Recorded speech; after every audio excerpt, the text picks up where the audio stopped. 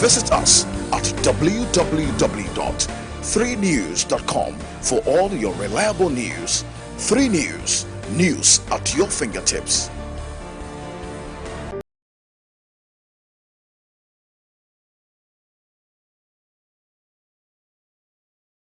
Fating. Reliable. President Mahama, who addressed a Deber of chiefs and people of Credible and breaking news. All at your fingertips. Who's found Asamoah Gyan? Super finish! Being on top of the news has never been easy.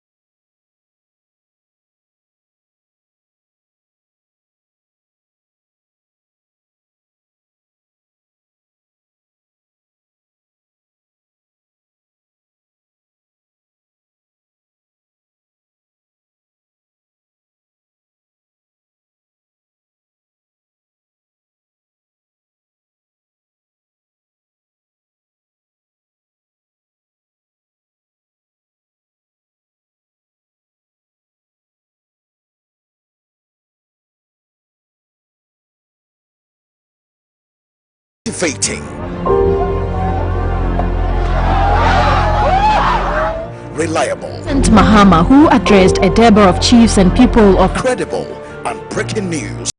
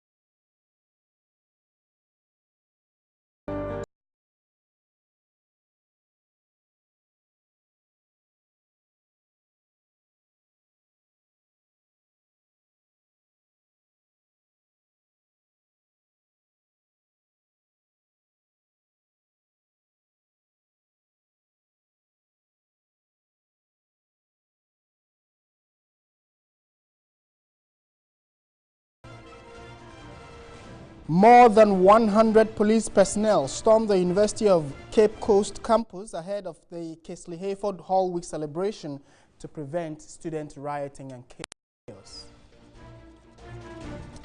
With huge public outcry over salaries of chief executives of state enterprises, we examine the justification for some of these salaries. And the United Kingdom's Prime Minister Theresa May has triggered an exit from Europe, which is the Brexit clause.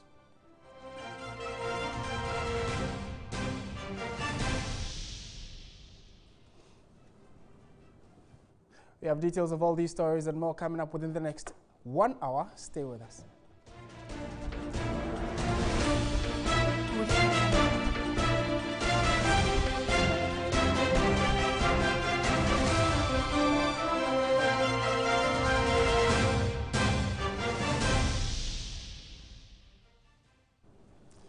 Thank you very much for staying with us. My name is Martin Esiedudate. The details of our stories now, and we start from the Central Region. And the Central Regional Police Command has stormed the campus of the University of Cape Coast ahead of the Hall Week celebration of Kesley Hayford.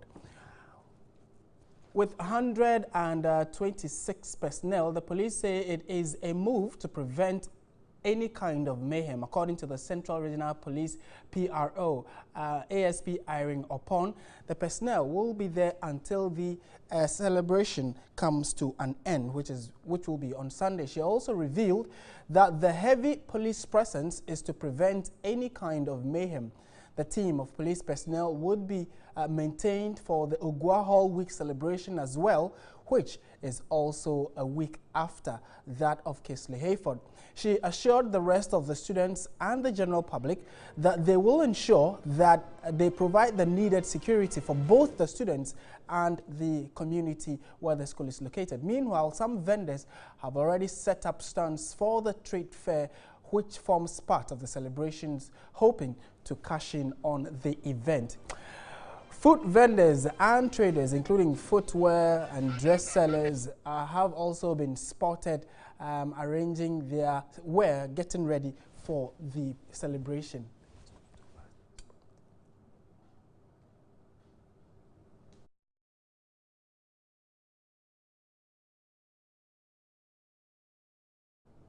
All right, so let's stay on that particular topic because ASP Irene Opong, who is the Public Relations Officer for the Central Region's Police Command, has been speaking with our correspondent about the recent development. The operation this morning is to beef up the security at UCC campus because we picked signals from the previous fall celebration week that there should be more this time. There should be more police officers this time. And as we are talking, Casford is celebrating its whole week, starting from today. Therefore, the police regional commander has deployed 126 men with support from FPU with their logistics. So as we are talking now, yes, they are on the ground, they are doing foot patrols and also car patrols. Now we are going to be there till the end of the whole week celebration. That will take a whole week. All right, so just a brief background of why the police have had to deploy 126 personnel to the University of Cape Coast is that there were some clashes between student bodies following a similar Hall Week celebration. That was when Ogua Hall was having their celebration, and it led to some students getting stabbed, some getting quite injured seriously, and some also getting beaten up. And so the police wants to forestall all of that. But 126 police officers on campus. Thomas Khan is TV3 Central Regional Correspondent. He's joined us on the line. Thomas, good afternoon, and thank you very much for joining us. Hi, good afternoon, Martin. All right, how are the students taking this heavy police presence on campus? Well, to some of them, it's kind of a mixed feeling. Some of them think it's kind of outrageous that the whole week celebrations that they have enjoyed over the years, I've never seen this kind of police presence.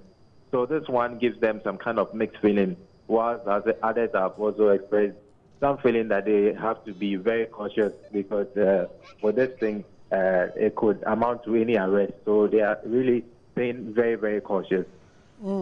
And with the numbers we are told of, is it all the 126 that are currently there, or they're going to be deployed in batches? Well, from what we gather, half of the number have been deployed to do a healthy work, while the others will take over from those who are on duty now later in the day. Because tonight, we understand that is going to be the beginning of the whole show, where they have an event they have an event called a bonfire celebration, bonfire night, which the police tell me that they're going to be very vigilant, because that is when most of the students get very, very agitated. So they are going to make sure that security is really, really on the tight side. And what can you tell us with regard to what the school authorities are saying? Are they also okay with it? I mean, the officers are already there, but have the authorities shared an opinion on it? Exactly so. The Dean of Students, especially, he is really, really in touch with the police. And again, the hall masters, as well as the hall executives, they are really collaborating with the police. And they think that with the security presence, there's going to be some sanity on the campus for the celebration. All right. We would come back to you later to see how the whole week celebration started and ended. But before you go, though, what is the latest with regard to why we are here in the first place? The Ogwa Whole Week celebration that got some students injured. What's the latest on that? Well, the police tell me that there are ongoing investigations, and currently at Kumasi, that is Kwame Nkrumah University of Science and Technology, where some students are alleged came from. They have some officers who are already dispatched there, conducting some investigations, and they are hoping that we want to get to the bottom of this matter. So from Kumasi, that is from Tech, they are heading to Legon next week. It's all part of the system to go with some investigations, and they are hoping that some arrests will be made. Okay, Thomas Khan, thank you very much for making time to speak with us. He is TV3's Central Regional Correspondent with that update from the University of Cape Coast, where some 126 police officers have been deployed for the whole week celebration of Casford Hall. I don't know how that's going to be, but we wait to see how it unfolds. Okay, so let's turn our attention to one other headline dominating discussions now. That has to do with the salary of the Chief Executive Officer of COCOBOD. So the chairman of the board of directors for COCOBOD, Hackman Owusu-Agyemang, has promised to tackle the indebtedness of the cocoa subsector under the Ministry of Agriculture. At the inauguration of the new board at the Flagstaff House, he assured farmers that they will benefit from their yields. And that I will uphold, preserve. The 10-member board of directors has the responsibility of revamping the dwindling cocoa industry to its former status as the #1 on the continent. The government of the Ruling Patriotic Party and I have made a commitment to raising production levels of cocoa to at least 1 million tons and to process more than 50% of our cocoa beans here at home. We have committed ourselves to finding new markets and improving our standing in the cocoa value chain. In other words, we are determined to make it again a lucrative industry. Chairman of the board, Hackman Owusu-Agyemang, was confident members will deliver. Huge indebtedness, and I mean huge indebtedness of the sector of the cocoa board is something that we really have to tackle. The cocoa farmers themselves have not been the major beneficiaries of the proceeds from the cocoa. We intend, as a board, to ensure that we are the friends, the advocates for the farmers, the thousands and hundreds of thousands of farmers, and we shall so do, Mr. President, and revert the situation whereby those who produce cocoa will benefit from it. All right, so that's Hackman Owusu-Agyemang. He is the board chair of COCOBOD. And part of the other issues he raised, apart from the fact that COCOBOD is indebted, is the fact that the CEO who just exited, that is one Mr. Opuni, was taking salaries in excess of some 70,000 to between 70 and 75,000 Ghana cedis. And he described it as, quote unquote, outrageous. We just want to put it in a little bit of perspective for you, because that is supposedly the gross amount of salary he was taking, 75,000. That is the extreme he mentioned. And so if we take out all the taxes, it means that the Cocoa Board chief executive was going home with at least 55,000 Ghana cedis. All across the media today, there seemed to have been massive hue and cry over this amount. Some saying that if even you slash it into half, it is more than the amount that the Constitution states or stipulates for the chief executive of the land or the president.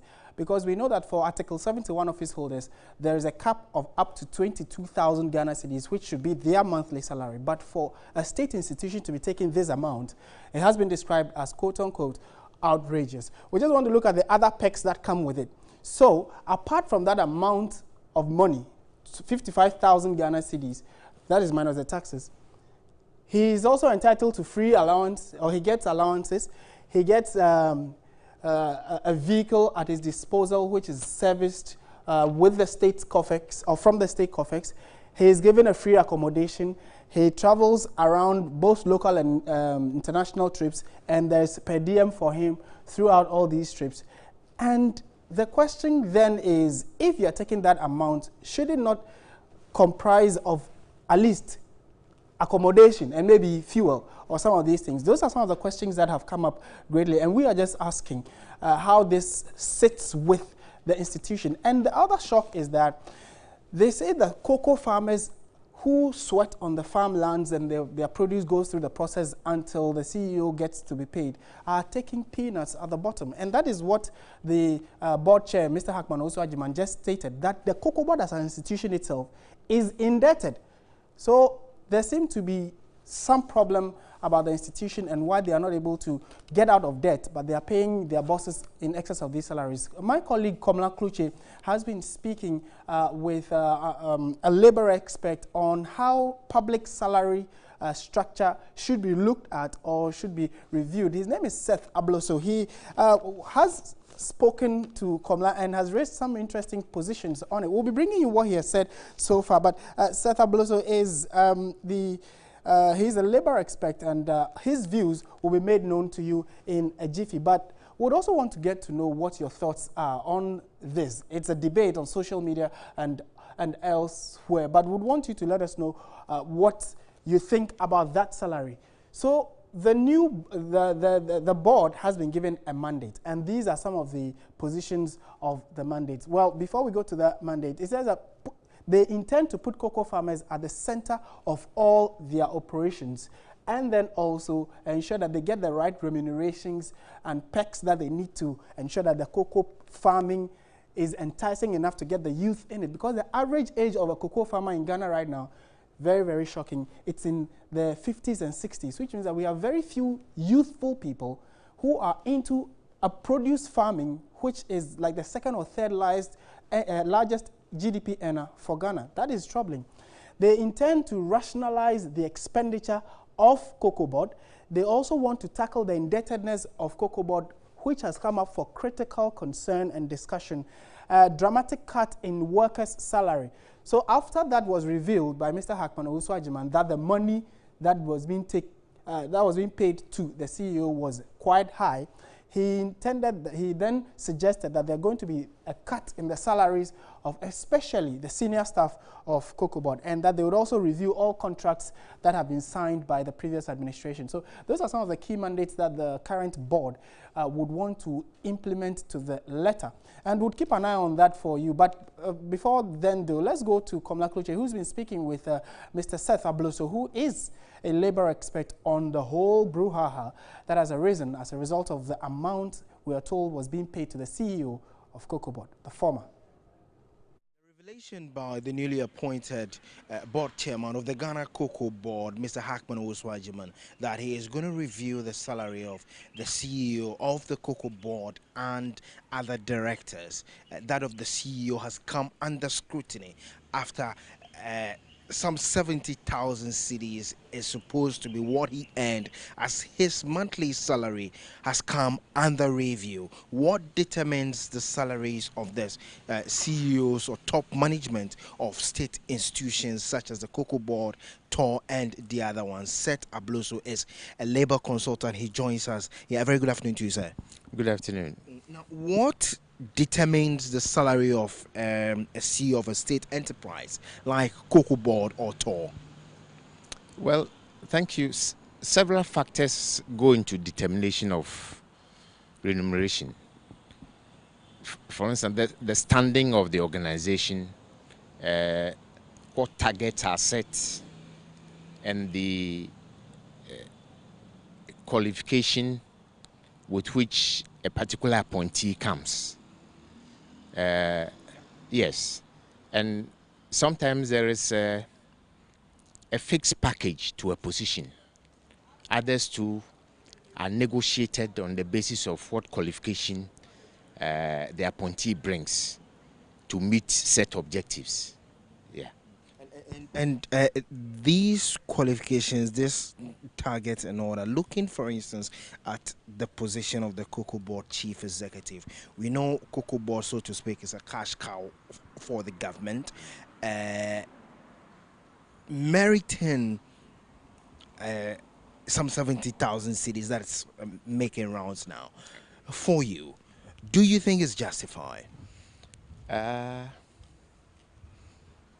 It's huge, but certainly in determining that, what it means is that the factors that have gone into it include the earning of the organization.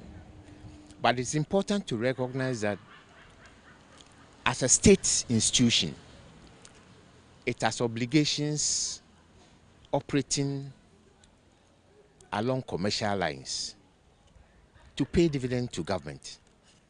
To what extent, the question then arises, to what extent has Cocoa Board been fulfilling this obligation to the state? Then we look at what the salary of the very top is vis-a-vis that of other members of staff in the organization. And in fact, within the whole cocoa chain, because otherwise, the state organization acts actually like a vampire. To what extent are the farmers earning from their produce? How much of their produce comes back to them after the sale? What benefits do they have? At the end of it, is it worth getting into cocoa farm at all? So these are the issues that come up into sharp focus, that I think that this revelation by the incoming chairman of Cocoa Board has generated, and we need to look at it, in fact, holistically. What goes into cocoa production? What goes into marketing? And the Cocoa Board has a mandate to do, is a sole organization that has to do that. That if it determines at what price cocoa farmers are paid, are they getting value for their produce, so to speak? No. There's an impression also out there that, taking for instance Cocoa Board on one hand, taking for instance TOR on one hand, GIPC on one hand, all these state enterprises and state institutions, the impression out there is that the salary is not the same across, but there's a vast disparity of the salary of, say, the chief executive of the Ghana Cocoa Board as against that of the GIPC or TOR or the others. You would agree it's a valid concern as some of the people raise? It's a valid concern, but I think we don't need to look at the salary alone. For instance, if 70,000 is quoted, is it the total package for the month? Because somebody might be earning less than that, but as other related benefits, which when put together, when you quantify in monetary terms, it may be close to the 70. Yeah. So I think it's important to look at the total package that is giving. But looking at this disparity and the concerns that this people have raised in terms of the disparities and all that, would you agree that it contributes to a very large extent to labor unrest within the same organizations?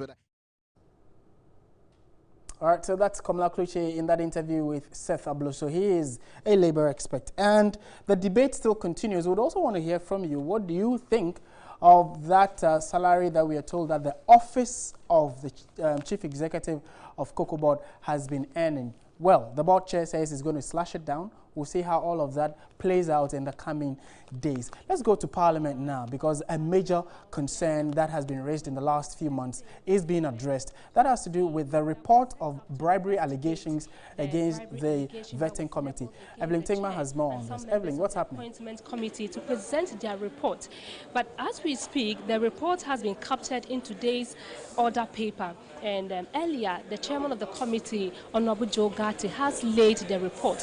What we are waiting now is the motion to be moved for the House to debate on it and then adopt the report. So Honorable Joe Gatti is now expected to move the motion, but as it stands now, the House is currently approving some budget estimates for the various ministries, and so we are expecting that later in the day that will be taken. But what we also do understand, or we know, is that when a motion or a paper is presented to the House, debate is not taking until 48 hours. But the rules of Parliament, or the standing orders of Parliament, also allows members to debate the motion, even though presented the same day. And so we have it in the order paper today that the motion will be taken. And so we are expecting that all things be equal, this will be taken today, and then we will bring you up to speed the development here in Parliament.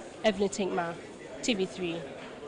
All right, thank you very much, Evelyn Tingma, TV3's parliamentary correspondent, with that update. So the report that was expected, we were all waiting for it to get to see whether bribe was given or not and how they're going to deal with it. But we know for sure from what our reporter is saying that it is being laid on the floor of Parliament to be debated. We'll see how it unfolds and whether culpability will be placed where culpability has to lie.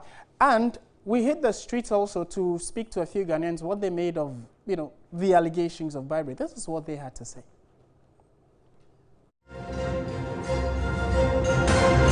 The ad hoc committee set up by Parliament to investigate the bribery allegation against the House is set to bring out its report today.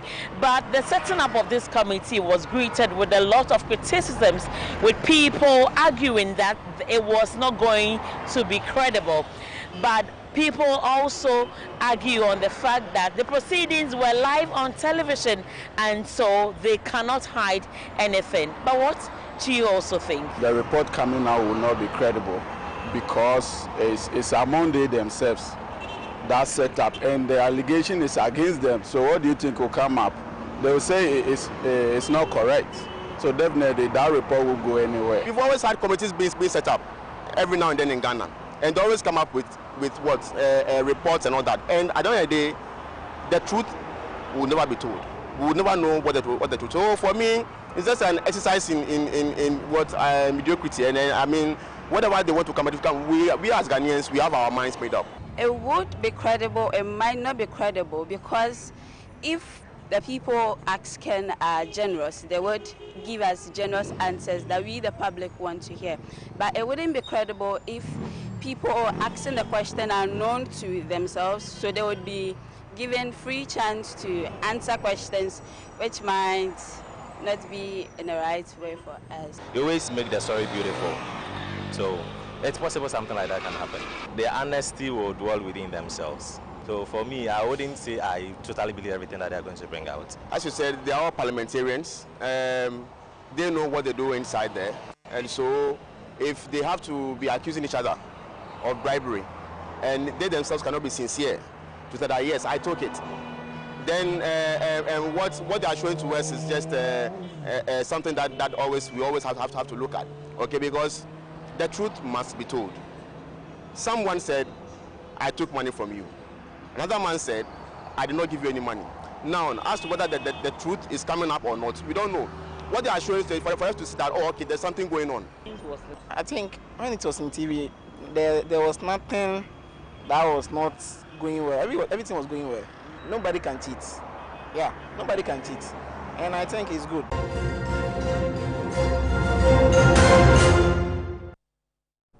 All right, so we all wait with bated breath to see what would come out of that report. So we stay in the House of Parliament, or issues regarding Parliament, because yesterday they vetted some deputy ministers, specifically 3 deputy ministers who are going to the position of finance. And the president has also sworn in a number of those who had already been sworn in, and the president vowed to deal with any deputy minister who attempts to undermine their substantive ministers. Swearing in deputy ministers at the Flagstaff House, the president charged them to be loyal. Say after me, I. This is the 5th of such ceremonies to be conducted at the presidency. Aminu Ishak heads to the Upper West region, with Frank Fuseni Adongo going to the Upper East region. MP for Bunkpurugu, Solomon Boa for Northern region, with Ivan Zopoku Bobie going to the Bonahafo region. The rest are Elizabeth Ajiman, Ashanti region, Joseph Tete, Eastern, Eugenia Giftikusi, Western region, Thomas J. Bafo Central, Maxwell Blagoji, Volta region, with Elizabeth Saki staying in the Greater Accra region. President Akufo-Addo warned he will not countenance disloyalty on the part of the ministers. Loyalty to the minister is the fundamental premise for the success of your work.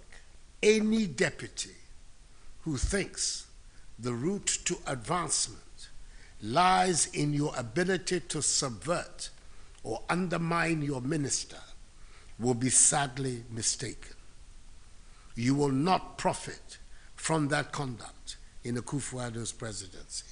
Deputy Regional Minister Eugenia Kusi assured the president they will not disappoint. We promise to obey. We promise to work effectively with our ministers. And we also promise that whatever you have said to us today, we're going to ensure that we abide by it, and then we go according to the Constitution of this Republic. All right, so let's go to one other story we're looking at for. It has to do with galamsey, and we mentioned that TV3 is going to keep a campaign, sustained campaign, to ensure that at least we stop this galamsey menace in the country.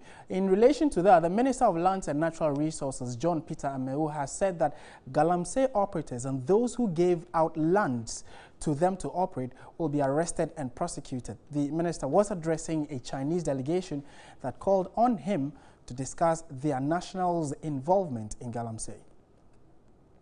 And that's the water. Yes, I see. Getting yellow.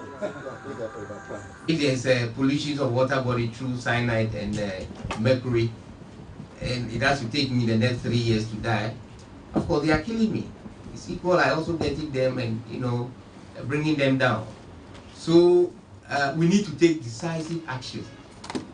What we are witnessing today is not an issue of regulations in a confined way. It's total lawlessness. And I'm very happy that, as we saw from the CEO of Minerals Commission, some people have even been arrested, including your own people. We will be needing a lot of support with you. The introduction of the MMIP, which is the Multilateral Mining Integration Project, it's not a project that is stopping the illicit or the lawlessness, but it's a project that will make the mining more sustainable in an environmental friendly manner if we are able to take away this difficulty. As a policy direction, the ministry is also coming up collaborations with the Commission to make sure that we introduce a middle scale mining approach. That again, a lot of your people can come in and make sure that they do it and do it properly. So, but this one, we have to address it. We need to do this one very quickly. Okay, so a former Minister of Lands and Natural Resources, still on issues of galamsey, that is Inusa Fuseni, has revealed that the Chinese exerted pressure from all corners to get him, when he was in power, to abandon the mission to rid the country of small-scale miners or illegal small-scale miners who were engaging in galamsey. Responding to a Facebook post by private legal practitioner Ace Ankuma on how to clamp down on the galamsey menace using available laws, the Tamale Central Member of Parliament stressed in the post that when someone is committing a crime against your person or the state, you do not beg the perpetrator to stop you or use the perceived power of the state to stop the continuous commission of that crime. His comment was actually in response to John Peter Mehu, who was said to have gone to beg the Chinese to stop instead of ensuring that we use the laws of the land. Let's hear what Yunus Hussaini had to say. When you spoke about pressure being mounted, exerted by the Chinese from all corners, what kinds of pressures were these? You will not understand the level and intensity of the pressure that was mounted on me to abandon the mission unless you were in the driving seat. It came from all corners. You know, at that time, we were pursuing a facility from China Development Bank, CDB facility, and releases from the CDB were slowed down. Where I mean, the Chinese government put all manner of impediments on the way of government to access the CDB. That was directly to what I was doing on the small-scale mining sector. You recall the visa, the introduction of requirement for visa for Ghanaians, I mean, from who were traveling to China, and the fact that they had to send the visas to China for approval before a person who wanted to travel to China could be granted a visa. That was linked to the work that I was doing at the small-scale mining sector, and many more matters were brought to bear on me to try to stop me from pursuing my the illegal miners on the small-scale mining side. Interesting. So we also know that the mission to arrest and deport these Chinese galamsey, illegal galamsey operators was halted along the line. Many of them, we know, are still in business in our country. Can you tell us whether these pressures you talk about also came to bear on the reasons why these Chinese were not deported? Well, the Chinese were deported. I mean, I deported about 5,500 Chinese nationals. I deported about over 100 nationals of other African countries. I mean, they were deported. The Chinese were deported, but they have come back. They've come back into the mining sector, you know. And when I was reading the minister this morning, I became alarmed because he thought that the approach we used was brutal and probably that's why the Chinese have come back, or we have not been able to solve the small-scale mining. I mean, the illegalities in the small-scale mining sector. I think that he's gotten it wrong there. With the greatest respect. All right, so that's Yunus Hussaini. He spoke to us on News at 10, that was last night. So we hope that you will join in the campaign to ensure that we stop galamsey, which is hurting the country. You saw those images. I hope that they do not recur. All right, let's turn our attention to some other stories. We're going to the Ashanti region now, where the Sustainable Development Goal 6 targets availability and sustainable management of water and sanitation for all by 2030. But the basic necessity of access to potable water and sanitation is a luxury for many, except a few in Ghana. One such community is the Nyensa and in the Asante Achim district, and Evans Inkum is taking a look at how the whole place is panning out with regard to attaining this goal. Achieving the SDG 6 be a mirage or a reality. In fact, this is something that they have been using for a very long time, and clearly it is an affront to the SDG 6, which actually talks about ensuring the availability and sustainable management of water and sanitation. There's a target that we are actually looking at by the year 2030. So 13 years from now, what will be the condition here? Having looked at the stench emanating from this very particular toilet facility. But let me speak to the assembly member for this area, Nyensa assembly member, to tell us the kind of problem that they are facing as far as this particular situation is concerned. So, Honorable, I simply cannot bear the the stench emanating from this particular toilet facility. You are here.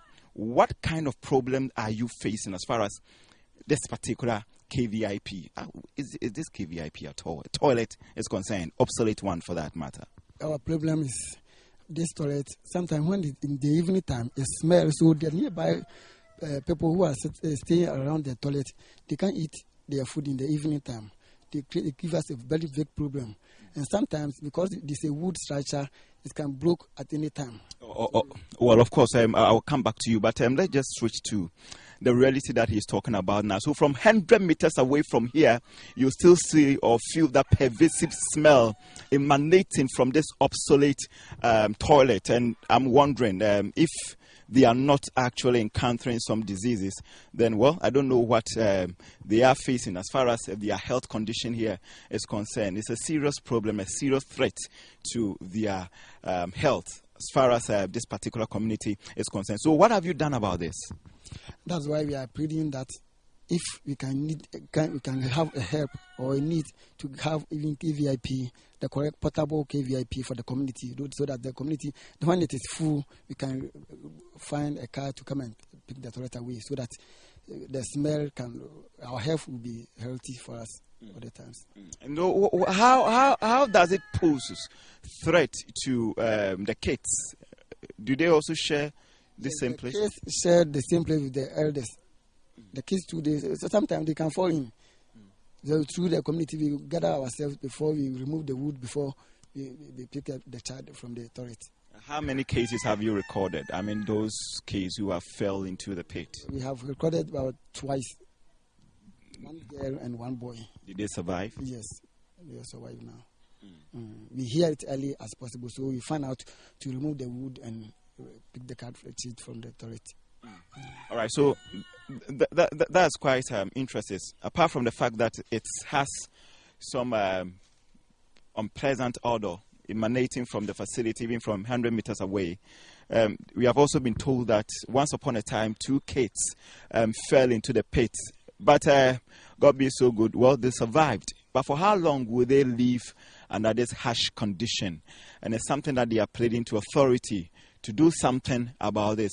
A modern KVIP toilet is something that they deserve, at least, if nothing at all, as we strive to achieve the SDG 6 of the Sustainable Development Goals.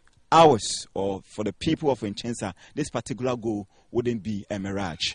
My name is William Evans Inkum from Nchensa in the Asante Achem municipality.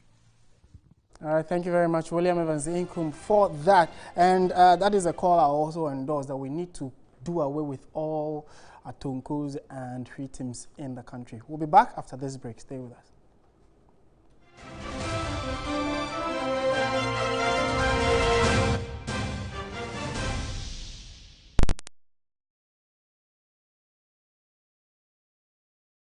Hooray! See the finish!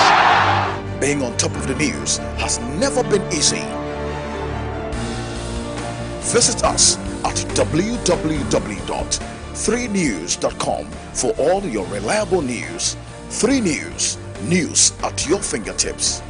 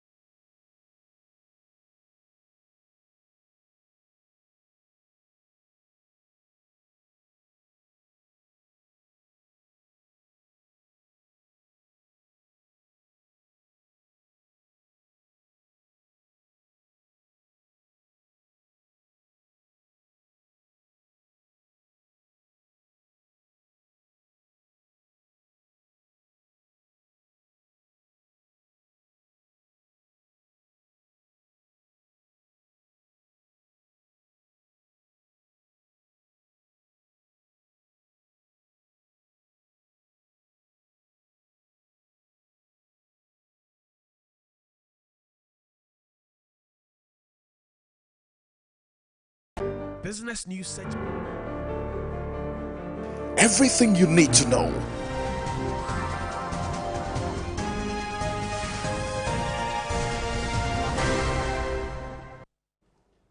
It's Midday Live and it's time for business. I am Nanikia Mensah Brampa. Starting with former UK Prime Minister Tony Blair says the answer to globalization is not to shut it down nor retreat from the world. Speaking on his take on Brexit, he said it would be a big mistake to shut globalization down when it's working.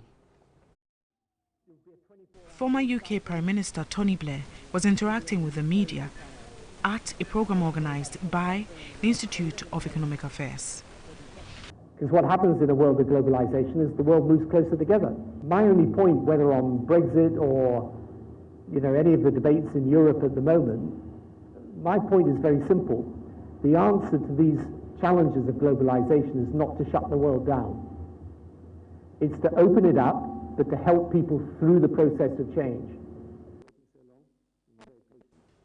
Now, some persons with disability are calling on government to develop a national policy document to enable vulnerable persons take advantage of employment opportunities in the construction sector as part of efforts to strategize on disability inclusion. The Youth Inclusive Entrepreneurial Development Initiative for Employment aims to address the low level of disability participation in that particular sector. Mother of two, 39-year-old Benedicta Apetogbo was struck by polio before she was 6 months old. This affected her left leg and changed her life forever. After training as a caterer in her 20s, she struggled to find work and blamed the situation on discrimination. Because of my disability, they think I can't work. If we are disabled in our legs and or our hands, but our mind is not disabled. The 2010 Ghana Population Census report indicates that close to 5 million youth aged 15 to 24 have some form of disability. But the president of the Center for Employment of Persons with Disability, Alex Tete, says the high rate of unemployment in the country is making it even more difficult for persons with disability to get jobs. Employment of persons with disabilities, we need to be innovative so that we can absorb them. And I see the construction industry as a huge industry. If we are smart and we are very innovative, we will absorb a lot of disabled people, both skilled and unskilled, into the industry. The director of Youth Inclusive Entrepreneurial Development Initiative for Employment, YEDIE, Kafu Emils Odrey, says government must develop a policy document to help address the huge unemployment rate with disabled persons in the country. We've already had some very good engagement with Ministry of Employment and Labour Relations. We want to also see ourselves engaging the Gender and Social Protection Ministry extensively. And we are looking at the construction sector. So how can they now provide us with the policy instruments in terms of preparing young persons with disabilities so they can get employment? According to the Persons with Disability Act 2006, the Ministry of Employment and Labour Relations shall, through public employment centres, assist to secure jobs for persons with disability. But stakeholders led by YEDIE are calling on Parliament to pass a legislative instrument to operationalize the Act before the close of year to ensure enforcement. Let's take a sneak peek at the city's performance against its major trading currencies before we wrap up on business tonight. Well, we've had the city gain strength against the dollar once again by some 2.71% in its year to date. Somewhere on the 27th of March, it was trading on a year-to-date of 3.29%. So now we have it at 4 Ghana cedis, 33 pesos for the buying and selling price to the dollar. And for the cedi to the Great British pound, it is buying at 5 Ghana cedis, 42 pesos, and selling at 5 Ghana cedis, 43 pesos. Quickly, for that of the cedi to the euro at 4 Ghana cedis, 70 pesos, and 4 Ghana cedis, 71 pesos when it's being sold to you on the markets. Later in our subsequent bulletins, we will be comparing how it started year to date in March till now by evening. But that will do for now on Business. My name is Nanekia Mensah-Baba. Midday continues. Good afternoon.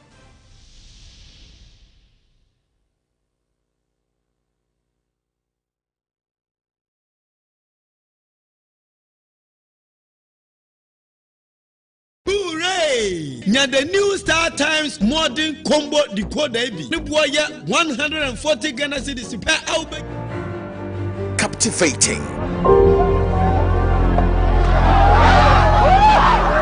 Reliable. President Mahama, who addressed a Deborah of chiefs and people of credible and breaking news. All at your fingertips. Who's found Asamoah Gyan? Super finish! Being on top of the news has never been easy. Visit us at www.3news.com for all your reliable news. 3 News, news at your fingertips.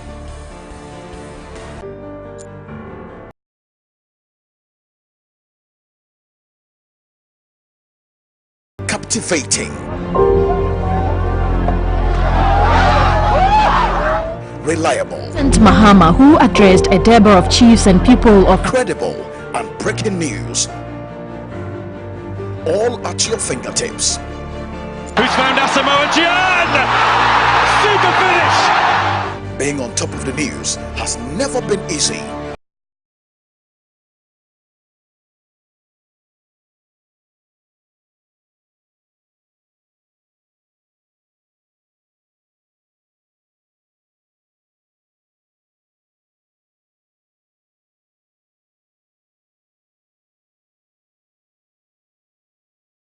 Captivating.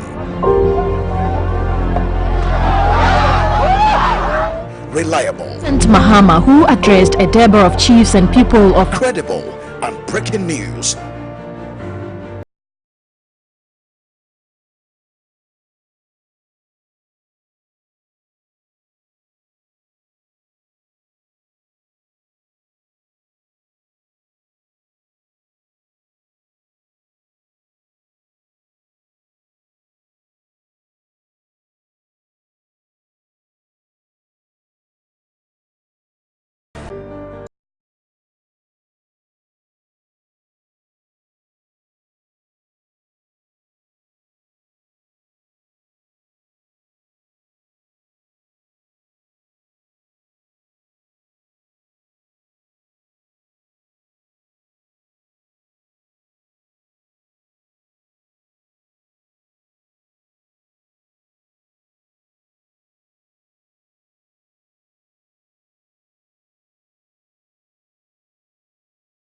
Visit us at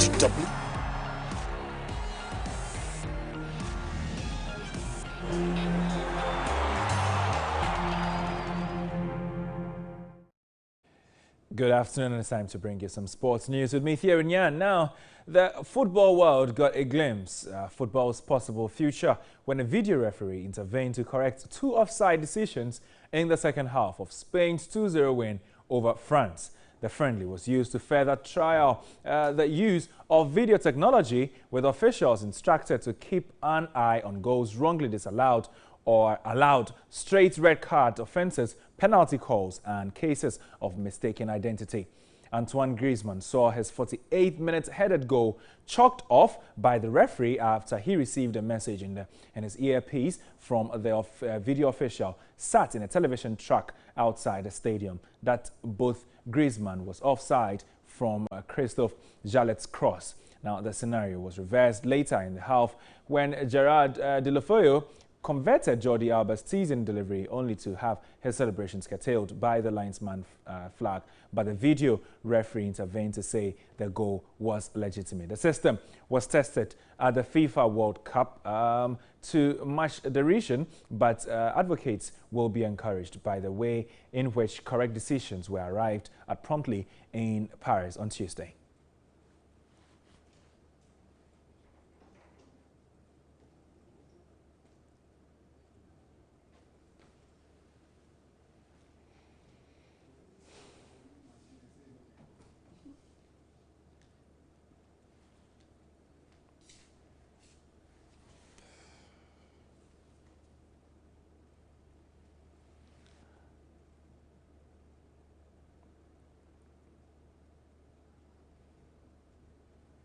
All right, now we are still bringing you all the bits in the world of sports. Now, Brazil will be back at the top of the FIFA World Ranking for the first time in 6 years when the new table is published on April 6. Coach Tite has led Brazil to 9 consecutive wins since taking over as coach, scoring 25 goals and conceding just 2.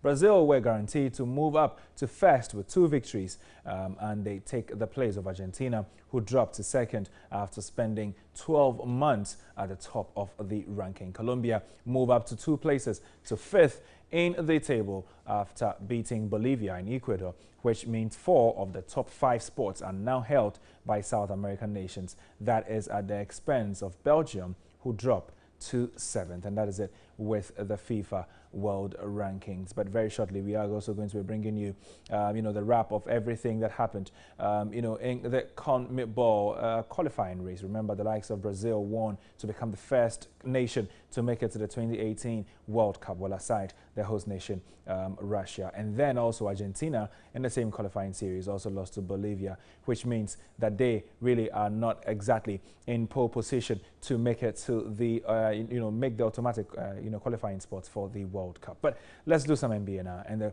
Golden State Warriors closed out the Houston Rockets 113-106 on Tuesday after giving up a large early lead. No surprises in there at the end. This was, like many Warriors-Rockets battles, a matchup that has tilted Golden State's way over the years. Steph Curry, Warriors coach, left to his team's defense, insisting that 3-pointers made the difference.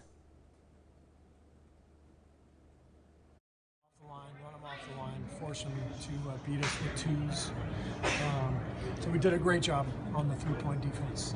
What kept them in the game, obviously, was the fouls. We fouled 3 3-point shooters, and then we made numerous silly fouls that really hurt us and kept them in the game. But all in all, great defensive effort. We gotta just keep the fouls down.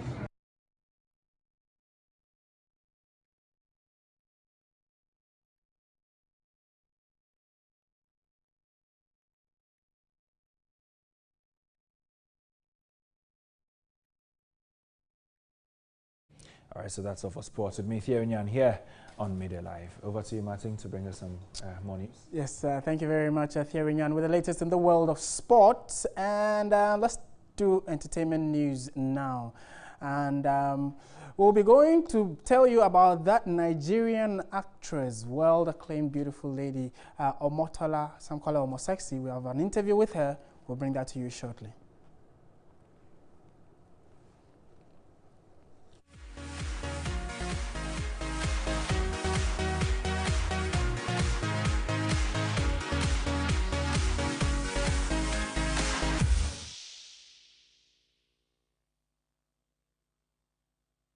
All right, so making her Nollywood film debut in 1995, actress Omotola Jalade Akinde has featured in over 300 movies and still remains relevant in the African entertainment scene.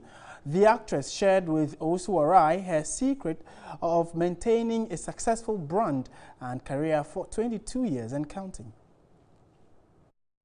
Where are my things?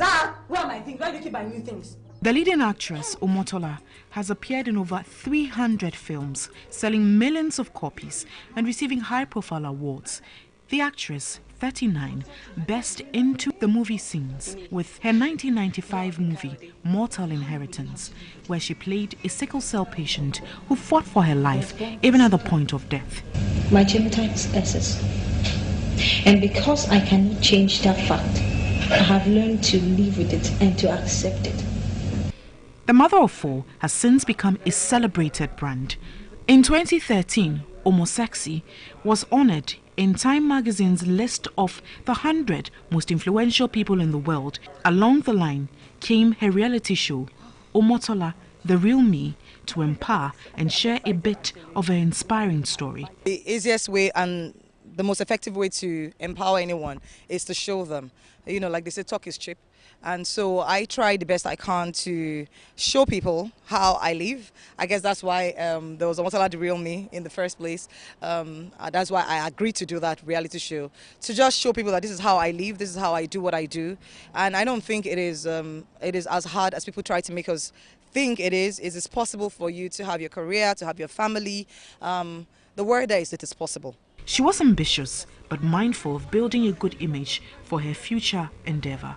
That's Omotola's secret to achieving a successful career and brand. I think as a brand myself, I have been consistent in my own way, showing exactly what I am about. I think it's very important for you to have a good image.